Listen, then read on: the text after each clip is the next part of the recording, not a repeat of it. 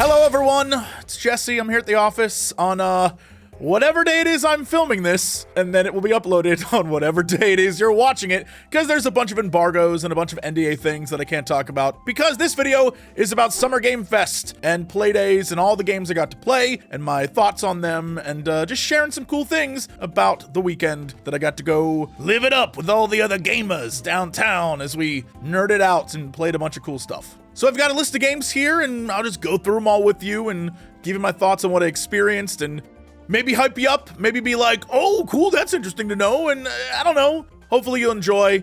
I'm really just winging it right now, I'll be honest. I'm just, hopefully this is something you're interested in. So when I was at Playdays, I got to experience almost every game there. There were a few that I didn't get to see, mostly because it wasn't something I was really interested in, so I just didn't include them in my schedule. It was packed to begin with already. But for the most part, I got to experience everything. And again, if I don't mention something, it's probably because I'm under an NDA not to talk about it. But yeah, let's just go through it. So the first thing I saw at 10 a.m. bright and early day one, Monster Jam, which is a monster truck rally game where you go around and you smash the level and you smash other trucks and parts of your truck rip off and you get all the classic monster trucks plus ones I've never heard of before. I was a lobster at one point. I was a zombie. I haven't been huge into the monster truck world for a long time, but it was something I was very into as a kid, and so I got to drive around with that. Let me just tell you, you would think if anyone was great at destroying the world and being bad at driving, it would be me. But turns out I'm not as bad as I need to be, because I would try to drive and win a race and all these monster trucks were hitting me and I was like, what are you doing? Get out of here, gravedigger. It was good times. I had a blast. It was a great way to start the day. It is exactly what you think it would be. There's different modes. There's a race. There's a mode where you can 1v1 another truck. And it's so funny because it has an intro that makes it look like this is your rival. And he drives off a cliff and he lands next to you and is like, vroom, vroom, let's do this thing. And I was like, okay. And then there's a mode where you go around trying to get the high score by just destroying stuff. I had a great time. It was pretty fun. And that was the start of my Saturday. The next game I got to play is still under NDA in that I can't share with you all my thoughts, but the game was Plucky Squire. And Plucky Squire, all I'm gonna say about this is everything you've seen is just scratching the surface, and this was my game of show. It was the best thing I saw. I will in the future do something cool on this. I got to record the actual game, and that's all I can say, really. I loved it so much. That's it. I'm not sure if that's NDA breaking, but I really don't care. It's awesome. It's really cool. And so that's we'll deep dive it later, but it was awesome. The next game I got to play was first Descendent. It is a looter shooter hero game. It's a game that isn't like up my alley, really. Most looter shooters collect a bunch of things where you have different levels of weapons and that kind of thing. It's never my vibe. But I had a fun time. The biggest problem I have wasn't with the game, which, by the way, if you're curious about the game, the trailer, which has a lot of just gorgeous people, that's basically the game. Everyone in that game is beautiful. It doesn't matter who you are, you're just gorgeous in that game, which is very funny. Just like imagine the most gorgeous people, but also they're heroes. The problem that I had though was there was a bunch of us in a group, and it was very clear that this is a game you're supposed to play with other people. Except I asked, hey, does anyone want to run this thing with me? I'll be the healer, because there's a brand new healer class guy there. And, he looked like, imagine just a K-pop star, but just in scrubs, which was awesome. And people were like, yeah, okay, sure. And then when we logged into play, everyone logged into the single player missions. And there I was in a just sitting there, like, where's everyone at? What's going on? So I had to run a mission by myself and a guy who most of his abilities are heals. I beat it, and I feel really good about it. And I beat it way before some of the other people beat their things. But still, I was just like, I really would have loved to have played with other people, but no one wanted to play. Oh, it's so upsetting. But it was a fine game, but just not my genre of game. But yeah, if it's up your alley, give it a shot, give it a look. The next game I played is very much a Jesse game. It's called Karma, I think Karma Dark World. And the premise is you go into the memories of other people, and it's a psychological horror game. It is very cool. There's a lot there that I can't even stress to you how much I enjoyed this. It was so neat. The way the game looked, the things that were happening in it. So from moment to moment, just thinking about what you had to do, you woke up in the body of someone else. So when you go into their memories, you're like in their body and you experience their memories. And essentially it is, at least in the memory of this person, it's a world where the corporation kind of runs your life. And this dude is filling out paperwork and doing mundane stuff. But as he keeps doing it, he goes more and more crazy. The interesting bit that I guess I didn't get to see is that there's other dreams, and each one of them is kind of different in its own vibe. And there's also some sort of monster in there. Think of it like Inception, except instead of Leonardo DiCaprio's wife, it's a monster, but it's the same vibe if you get where I'm going with that.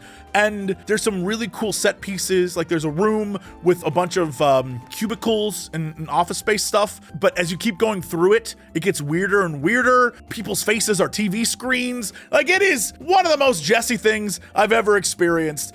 Me talking about it sounds insane because it was insane. I loved every moment of it. It was great. It was great. It was so very much a me game. The next thing I got to do was sit down and play some Magic the Gathering. My dude who was there every time, he and I always play together. I love him to death. We sit down and just chat it up and play Magic. Last time it was Lord of the Rings. This time it was Assassin's Creed, and the two decks they have are sort of an Eivor deck that's weapons, like a weapon build deck. So there's a lot of equipment and items. And then an Ezio deck, which is a bunch of assassins. A lot of the cards were like, if a named character is played, then this assassin can be played. They had a system where if you use a guy to attack, then you can use another card to attack. So the vibe is you're kind of free running and you're doing Assassin's Creed stuff where you're running over guys and stab, and you jump over thing and stab. And so it's a very quick character, while the other deck that I didn't get to play was the one with all the items. And so you're slowly building a really strong character that can do a one shot basically. And so that's the vibe of the two. It was pretty fun. I wish I got a chance to play both of them, but we were just two chatty Cathys having a good time, and frankly that's worth more to me than anything else. So that's what I did there, and that was pretty fun. The next thing I got to play was the new Hyperlight game, and I absolutely loved it. It is very cool.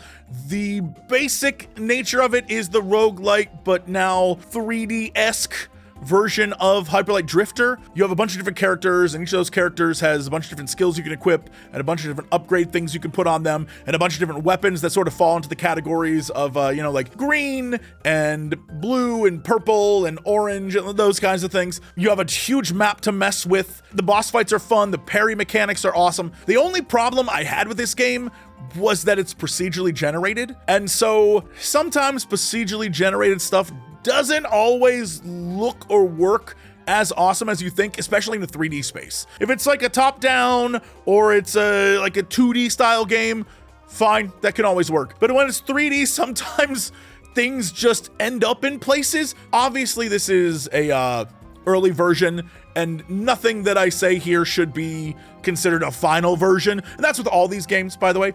But there was a mountain that we had to get up to fight a boss, and the mountain's paths were just blocked.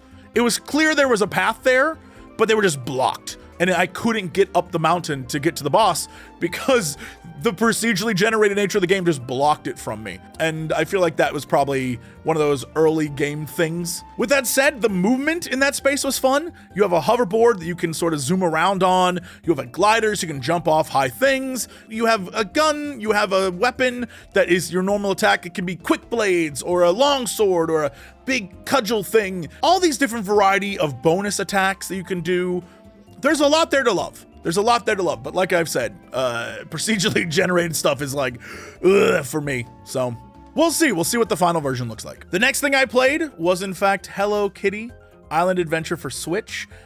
It is still under embargo. I can't talk about it at all, but I just wanted to bring up this fact that when I played it, I was 13 minutes late for my next appointment. That's how invested I got in what was going on. I didn't realize how late I was, so I had to zoom across the complex to get to my next appointment because Hello Kitty made me late. And of course, my next appointment was Blumhouse and Fear the Spotlight, which is a PS1 era horror game that looks awesome.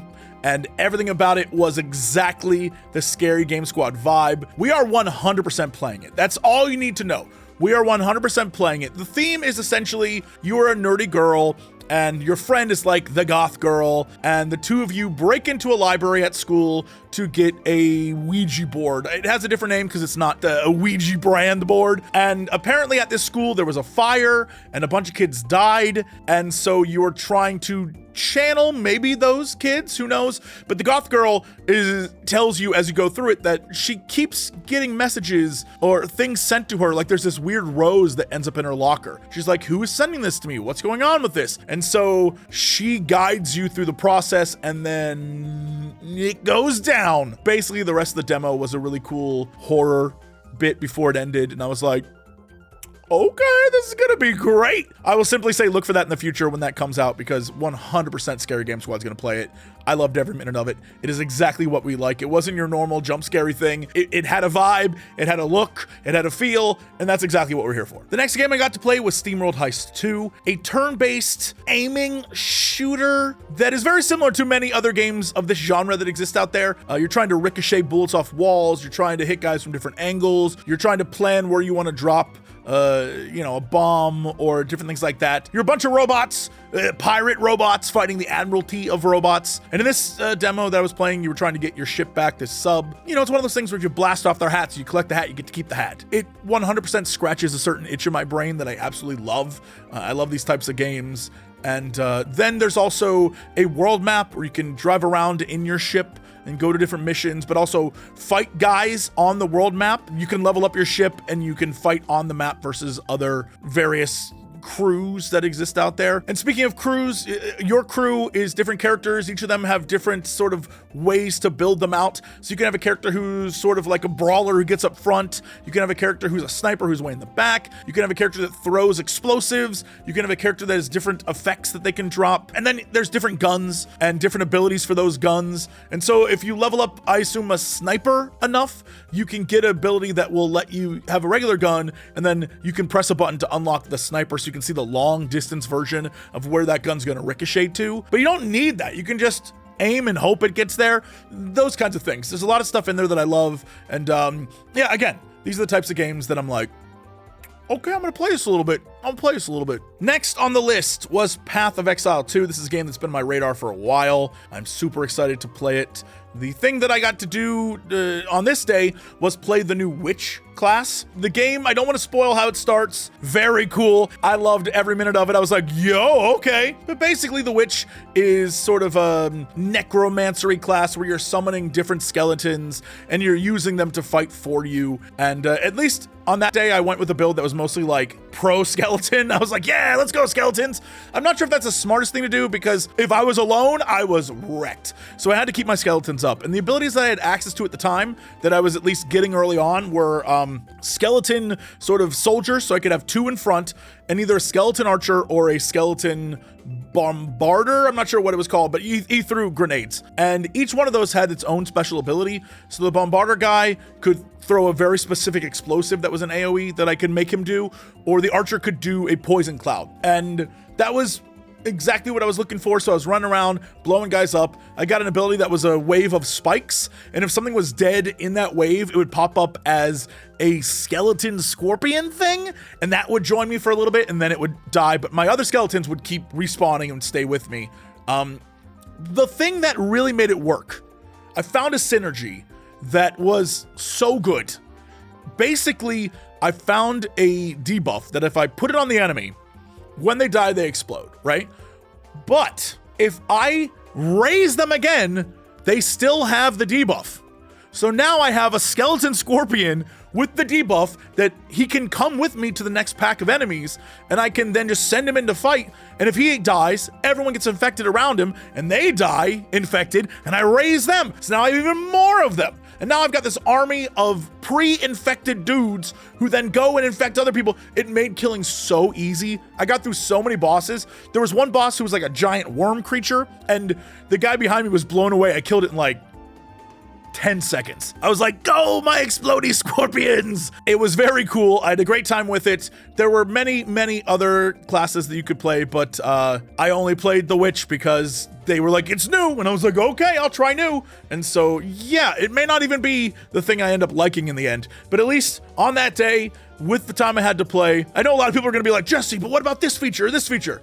Y'all, I didn't take a look at many features. I just played to play and enjoy. I'm not that guy. I'll never be that guy who's like, well, what about the min-max variants of the...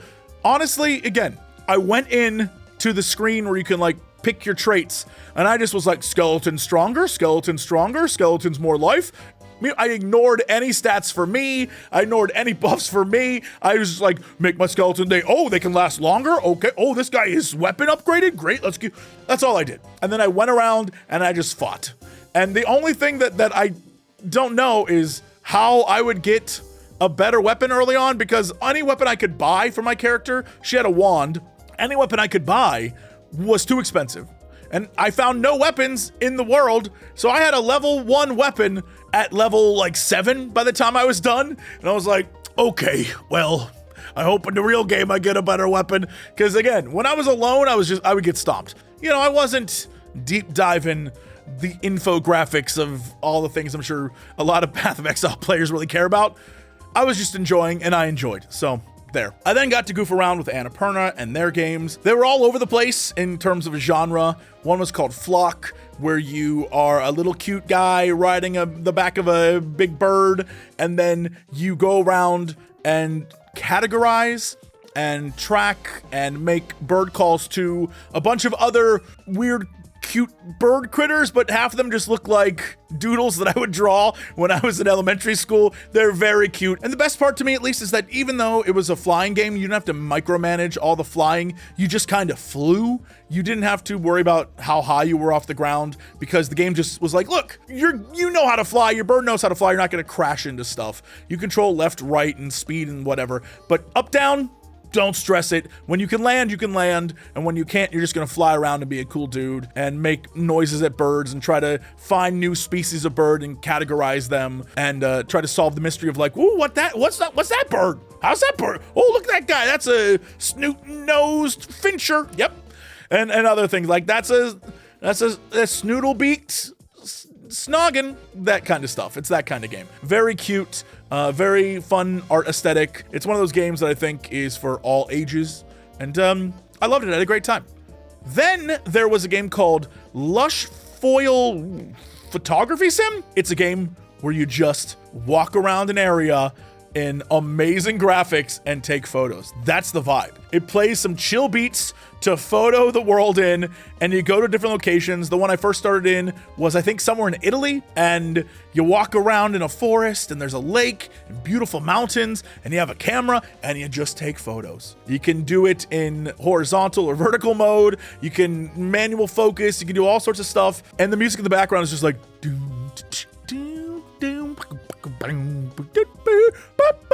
not really, it's more cool than that. But what I'm trying to say is I was vibing out. It was the time of the day where I was just sitting back, relaxing in the chair. It was just me in the game, and there was no one in my ear trying to bug me. It was just such a vibe. And then I went to Australia at one point, and you could go to Japan, but I didn't make it to Japan because I had to move on to another game. But I was taking a lot of photos. There's one photo I got. I felt so good about myself. It was me on some white sands looking across a lake where someone had built up like a bunch of pebble towers, and in the distance was a house, and it was like the pebble towers were the first constructions and the house was the modern. It was the dichotomy of man. I was really pleased with it. I realize it's stupid, but I was like, yeah, look what photo I've taken. I felt really good. I felt really good about it. The next Annapurna game I played was Bounty Star. It is a customizable over-the-shoulder mech game that has some like very strong mech warrior vibes. Basically, think post-apocalypse, you're in the desert and you're playing this badass lady who I didn't see the beginning, but something happened to her and her mech, and she's having a hard time getting out there again. And her friends are like, yo, we need you for these cool bounty hunting missions. And you're like, fine, I'll do it. The game has the mech part of it, which is you get in your mech, you customize the thing, you go out, you fight guys, you blow up different enemies and things. But there's also a base building mechanic where you're trying to rebuild a hub town. And you can do farming, and you can craft, and you can make food, and the food, very Monster Hunter-like, gives you buffs when you go out into the world. I loved it. Some abilities and equipment will cool you down, while others will heat you up, and if you overheat, the mech shuts down a little bit. There's all that kind of fun little micromanaging stuff going on in there. And I absolutely enjoyed it. The only problem is that I didn't have enough time to get really into it. By the time we started meching, I had spent most of my time looking around the base, doing cool base stuff, and I just ran out of time. I want to definitely dive back into that because I like what that game brings. So we'll see. We'll see when it finally comes out. Speaking of Monster Hunter, I got to check out Monster Hunter Wilds. The best way I can describe it is everything you love about Monster Hunter, it's just better in this. And I'll try to go through the demo of what I got to see, but I cannot stress, everyone who's a Monster Hunter fan, you're gonna lose your mind. You're just gonna lose your mind. So the demo started with your character in a town, walking around.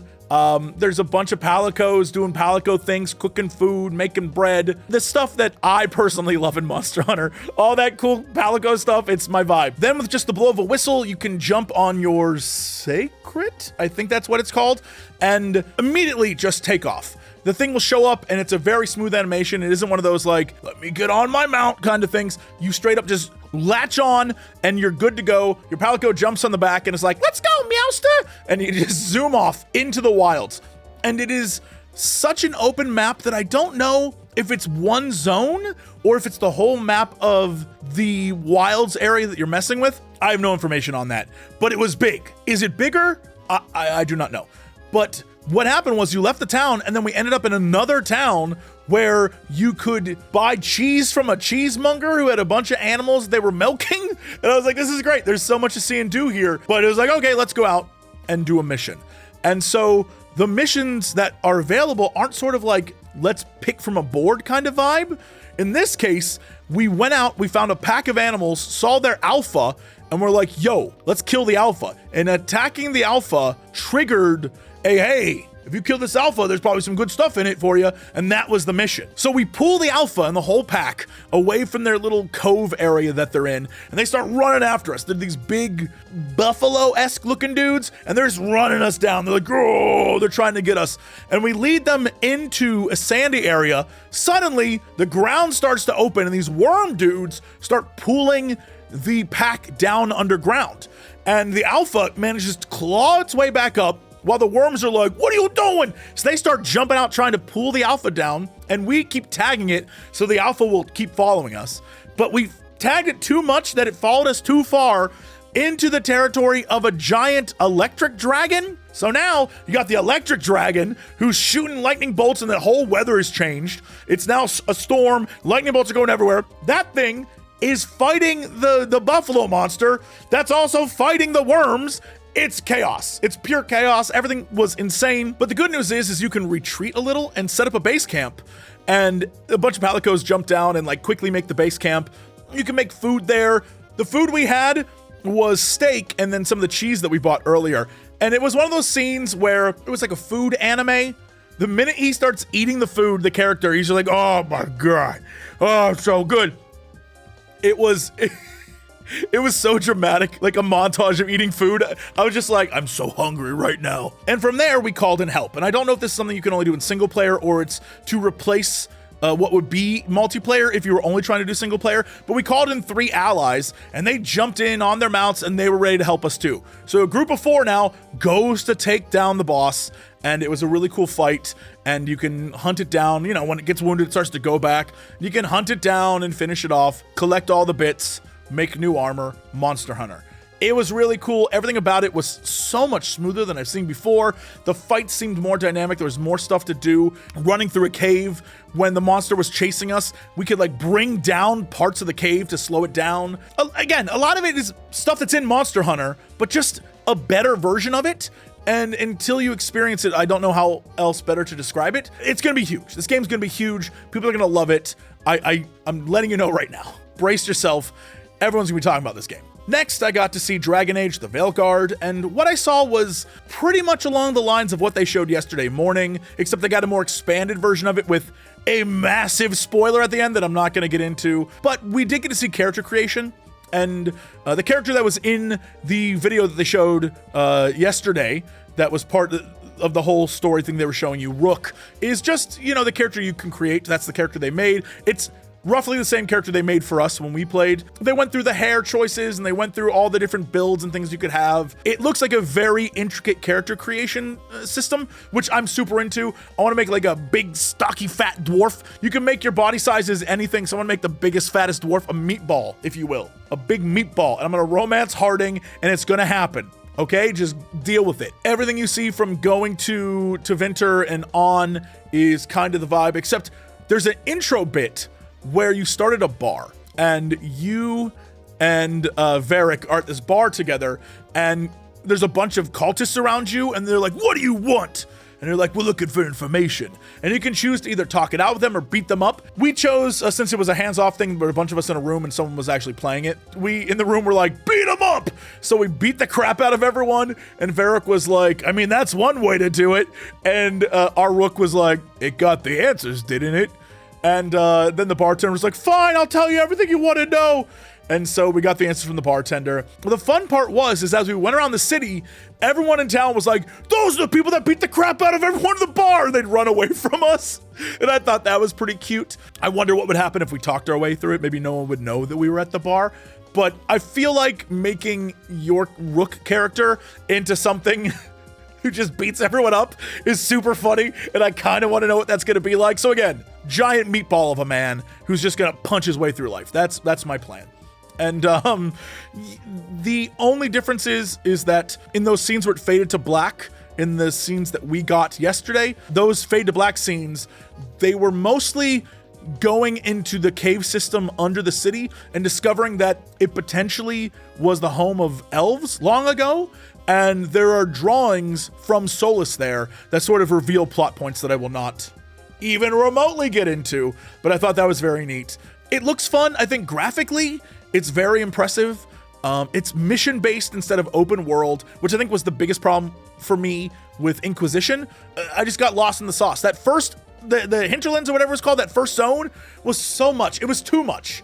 And I think having a more visually appealing, like high-quality world where you're just going through missions is super fun, and it's what I'm here for. Hopefully that means the game's not 800 hours long. We'll see. I have no idea what to expect, but I feel like I have to go back and play Inquisition again and like actually beat it, because like most games where I'm 80 hours in and still 2 zones into the game, I'm like, what if I played something else for a little bit? And then I just never go back. And it happens to me frequently. So maybe I'll have to go back to Inquisition and see how that story ends. The last game I played at the event was NEVA. And for those of you who have seen any trailers of this game, it is gorgeous. It's from the creators of Grease, which is another gorgeous game, except this one is, what's the best way I can describe this? It's more than just fighting creepy goop monsters and doing puzzly things with a cute doggo. You're actually just sort of dog mom the game. You have to call like NEVA and you call the dog, because sometimes it'll get lost looking at a butterfly, or it will start like eating stuff off the ground and you have to be like, NEVA, come on.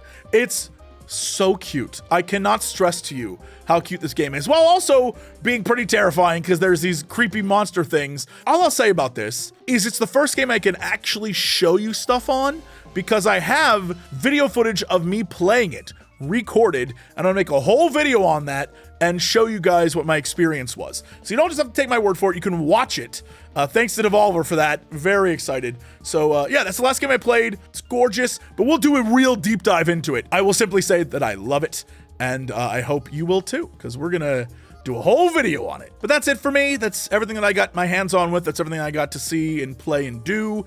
There was a bunch of other presentations and things that happened over the weekend. The Xbox Showcase and the Summer Game Fest Showcase and Ubisoft and all those different things. I will have a Ubisoft video because Ubisoft sponsored me. So there will be a branded video about the Assassin's Creed portion of the Ubisoft Forward event. And most everything else is over on Twitch where I was watching it. I don't really feel like I need to upload my full reactions to it, just because, you know, I don't want to flood the channel with stuff, but I figured you would want to see the things I got hands-on with. And so that's what this video was. Thank you so much for watching, and NEVA coming soon.